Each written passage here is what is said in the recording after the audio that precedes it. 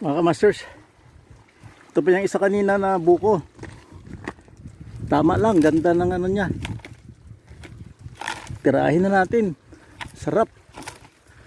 Maliliit nga lang, pero okay na. Meron pa doon, no? Yun, ano din, mabababa din.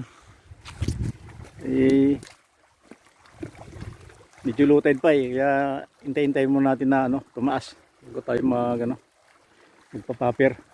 Sa ngayon magmimerienda muna tayo ng buko.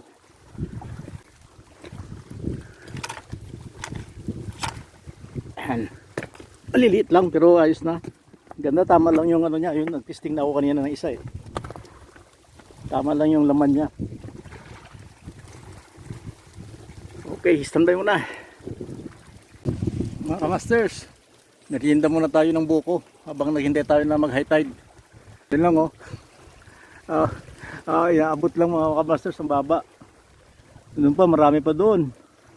Ito na, may nabiyak na tayo. Grabe, ang tamis ng ano, tamis ng juice niya mga kamasters.